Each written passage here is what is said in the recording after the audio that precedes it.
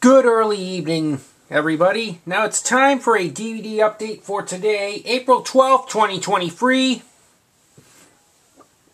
Pardon me? Okay. I have a total of 6 DVDs to show because I bought these all last week when I was up in Manchester, New Hampshire. Some of the DVDs I got at Goodwill, and some of them I got at Newbury Comics. Anyway, let's get started. This first one is Red Sox Memories, the greatest moments in Boston Red Sox history.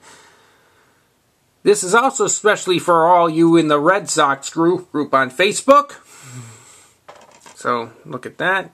Here's the spine and the back. This came out in 2008, so this basically includes the 04 and 07 championship wins.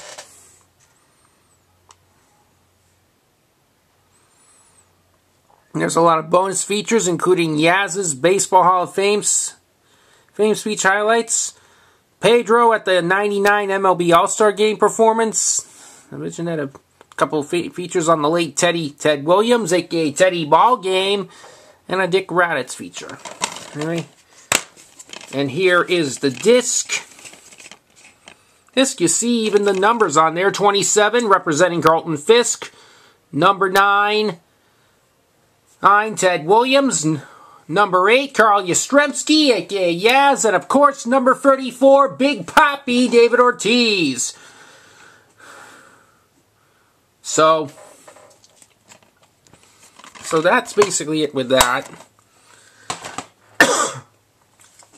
Now this next one's a real funny movie, and this is Tyler Perry's Diary of a Mad Black Woman, the very first movie in Tyler Perry's signature Madea franchise. Madea being Tyler Perry's signature movie character, always dressing in drag for that. That's a great cast. Even the late Cicely Tyson even appears in the film too. Ooh, and it says, knee-slapping, gut-busting crowd pleaser stated by Sean Edwards of Fox TV. There's even one scene in the movie when there's even a little tribute to the movie Mommy Dearest, because the part with the instant that's closet when Madea even shows and says of a wire hanger, because Mommy Dearest had the quote, "No wire hangers ever." Like that. Anyway, here's the spine and the back. A spirited comedy, a hoot to watch, and even more fun to talk back to, is stated by Rufy Stein of the San Francisco Chronicle. All the great features. And there's also one scene that when Medea's in court after doing something wrong, the judge says, either you go in house arrest or you're going to jail. I'll take the house arrest. Best overall, Madea is so funny. Here's the guide. A guide that even features all these other Tyler Perry DVD collection. These are the stage plays of them. Some of them did get film adaptations in the franchise later on. Including Medea's Family Reunion. And also a few other original Madea films, such as Madea at Christmas and a Madea Family Funeral. So, that's that for Diary of a Mad Black Woman. This next one's a good old Dr. Seuss classic. This is Green Eggs and Ham and Other Stories. This is the one that also featured Alan Sherman voicing the Cat in the Hat, only just some singing. Other great voice talents too, including Paul Winchell and a few other people. You know, Green Eggs and Ham and Other Stories has both the stories of Green Eggs and Ham, the Sneetches, and the Zacks. Here's the spine and the back. Special features include 4 interactive puzzles overall. And here's the disc, and you can see it has Sam I Am Ham holding his Green Eggs and Ham on it. I always enjoy that story so much. Anyway, Green Eggs and Ham is a great one. So, yeah. And next up, we got another Best of the Muppet Show DVD. The free episodes in this one, these are all male guest stars. 2 of them we know have appeared on the Season 2 DVD set. Since the episodes are, of course, the episodes guest starring Peter Sellers, John Cleese, and Dudley Moore. Dudley Moore was from Moore Season 4 or 5. It was in one of the last 2 seasons. And there's the spine and the back. Now, Sellers never appeared as his real self throughout the episode, always putting characters. The cold open is big since you see him as his famous Inspector Clouseau character from the Pink Panther franchise. Always great when he does a couple numbers, such as the Gypsy with a violin at the opening, and the closing number dressed as a Salvation Army preacher singing about cigarettes and whiskey and wild, wild woman. John Cleese even makes a great appearance. That's just playing the pirate in Pigs in Space, and 3 different attempts to do the Impossible Dream, and such as doing first normal, then roped into a Wagnerian opera spot briefly, and then finally he dressed up like trying to do a Mexican maraca solo. Oh, he was about to walk away, but the Muppet starts singing that, so... And the Dudley Moore episode, that one features that device called Mama, Music and Music Management Apparatus. And that's the one where, for the At the Dance, the only time At the Dance didn't feature any chandeliers, because in that one it was replaced with a disco ball! Which makes this cool. Mama does a few others. It's great for Dudley to sing, since Dudley was also a great piano player as well as an actor. So, yes. Here's the guide and the disc.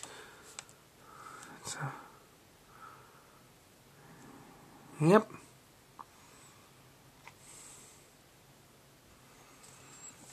So, yeah. So this Muppet Show DVD will always be a classic to add to your Muppet Show collection. Check those episodes out. Okay. Next one's another great family feature. It's another one based on a classic story from Hans Christian Andersen. This is Don Bluth's 1994 animated film adaptation of Thumbelina. And it says, a magical adventure, enchanting and imaginative, stated by Kevin Thomas of the Los Angeles Times. Now, for Thumbelina, this also held the unfortunate distinction of being the first animated movie to win the Razzie for Worst Original Song for a weird song called Mary the Mole, which Barry Manilow wrote. Yeah, Manilow wrote the songs for this film. But still, this is still always a classic.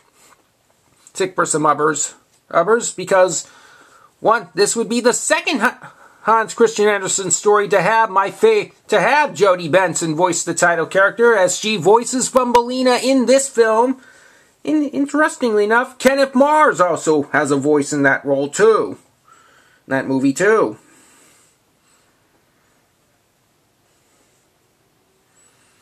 Ooh, so interesting that while Thumbelina may still be great, I know that for Hans Christian Andersen stories, Jodie we still obviously prefer Ariel over Thumbelina. No doubt about that. Here's the spine. And the back also has a few things. It's got a few great songs. Songs too, including Let Me Be Your Wings and Soon. Here's this disc.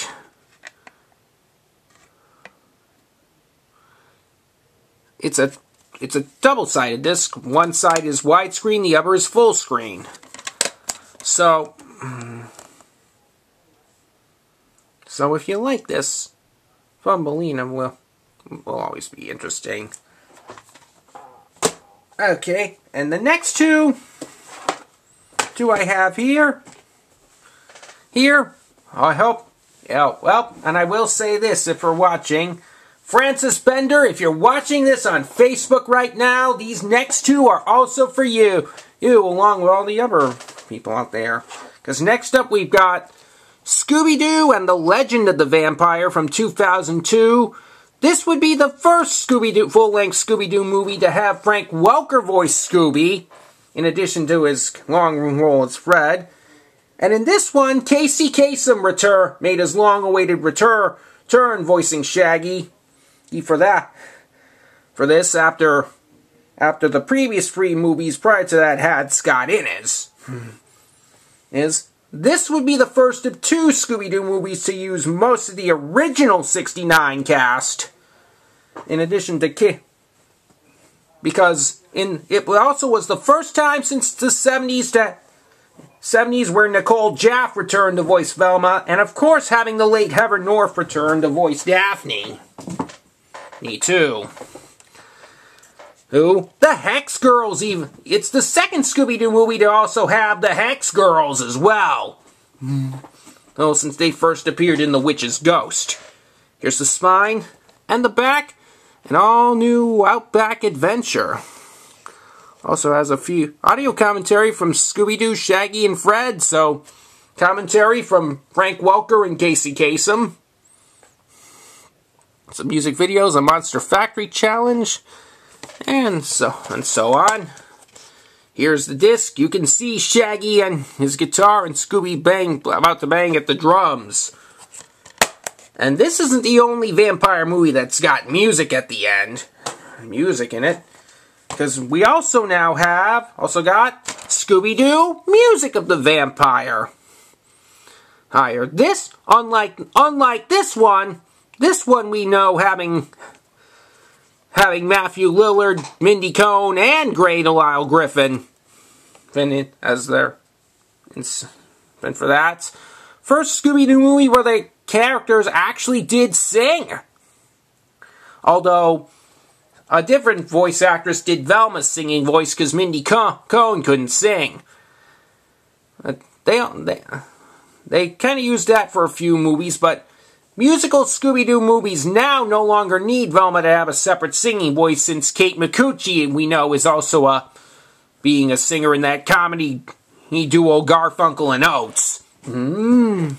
But anyway, here's the spine and the back.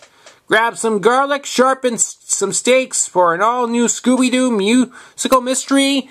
Special features is a Scooby-Doo vampire sing-along. This would also be great. And here's the disc. You can see Scooby-Doo holding a microphone. Overall, the Scooby-Doo Music of the Vampire, that's one of at least two full-length Scooby-Doo direct-to-video movies that is musical. Stage Fright is the other, which I sadly don't have. Thankfully, it could showcase how some of the cast were really able to sing. So, that's basically it for that. And that's all for this update. I hope you enjoyed it. Thanks for watching, and I'll see you again soon. Take care.